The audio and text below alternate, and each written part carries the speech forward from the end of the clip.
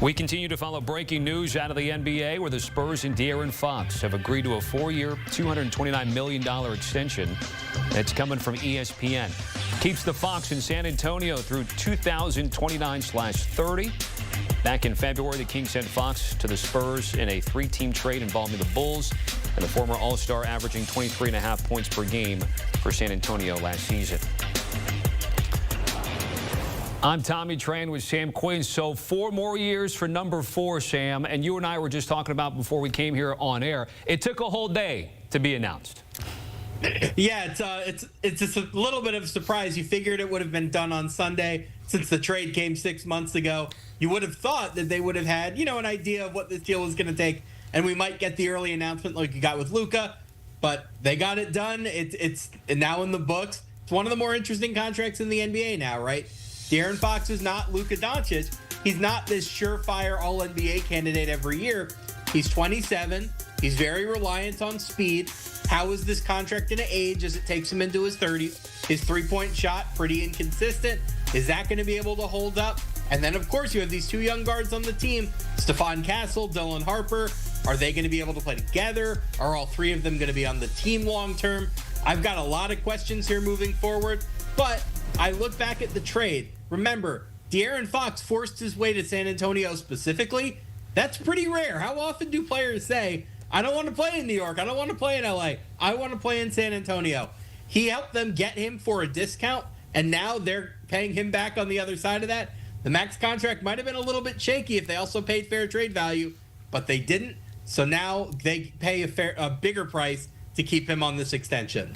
All right, so you brought up a couple things which I think are like the big talking points on social media right now, Sam, and let's sort of like talk through each of them first, okay? Because you're also our salary cap guy. You know all the numbers. Let's just start with the camp that says this is a good move, that re-upping De'Aaron Fox works in part because of the contracts of the other guys like Stephon Castle and Dylan Harper. The math will still math is basically what I've been told, Sam. Is that still possible? Yeah, you still have 2 cheap years for Victor Wembanyama, who's still on his rookie deal. You have 3 cheap years for Stephon Castle. You have 4 for Dylan Harper. So they do have a little bit of cap flexibility here. They're going to be at around the cap next year. You could get back below it by offloading another salary.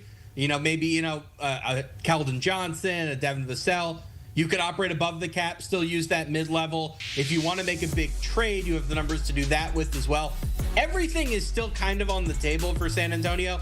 They haven't made a big enough commitment yet where they're not going to worry about the aprons. They're not going to worry about the tax for the foreseeable future. As long as Wembanyama is on that rookie deal, you've got 2 more years there. I think they're going to be just fine financially. After that is when things start to get a little bit tougher. Once you have 2 max players, that's when you have to start making some harder decisions. And then eventually, when Castle and Harper come up, that's when you have to really decide on a core. You're not going to keep 4 players at around the max, something close to that. That's when you're going to have to decide who among those 3 guards is our priority. And he will be 32, Fox, at the end of the extension. And again, everyone mathing the math, and you're saying it's doable. But then there's the other camp, which you brought up here, and others are just worried about the log jam at that particular position with so many guards here. How do you anticipate that's going to work with those that are a little bit cautious of today's news?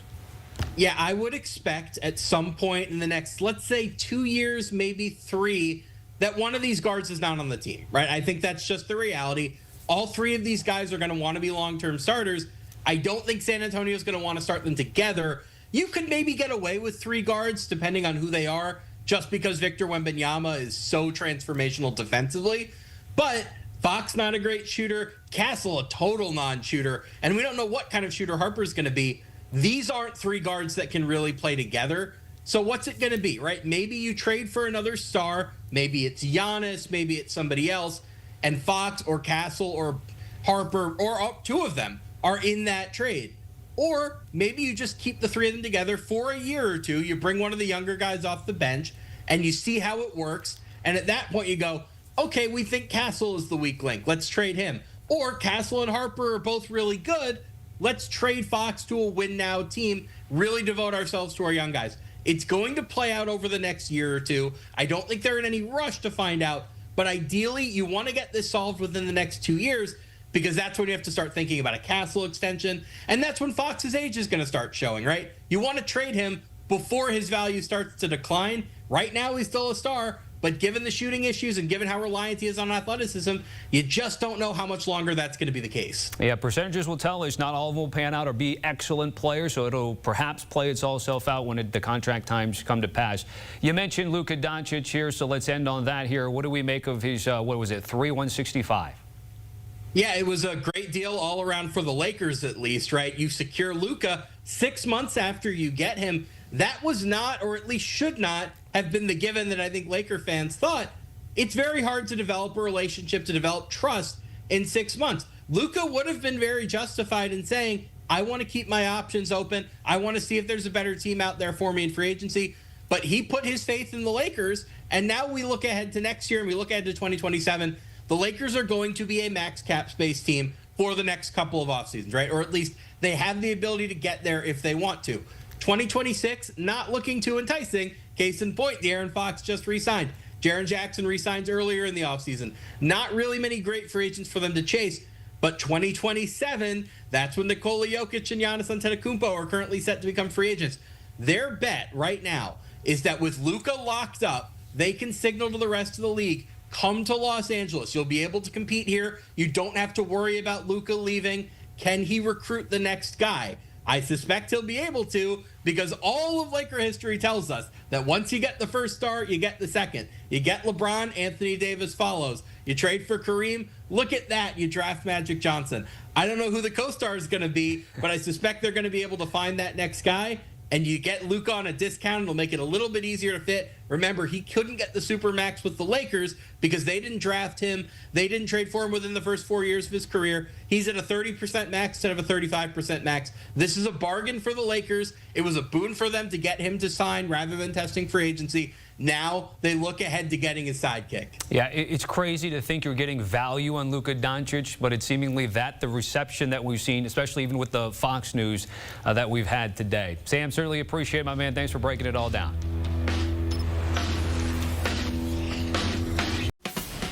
When you need your sports news all the time, we've got breaking news to bring to you. CBS Sports HQ gives you a snapshot of all the sports that matter to you. Big news coming out of the NFL. A lot of movement in the rankings this week. With highlights. What a finish at the final round of play. And in-depth analysis. Can they three-peat? Tony Romo joins the conversation. What can you say about this game? When you need your sports in a snap, we're bringing you that breaking news right here on HQ. Find it on CBS Sports HQ. Streaming free anywhere you are.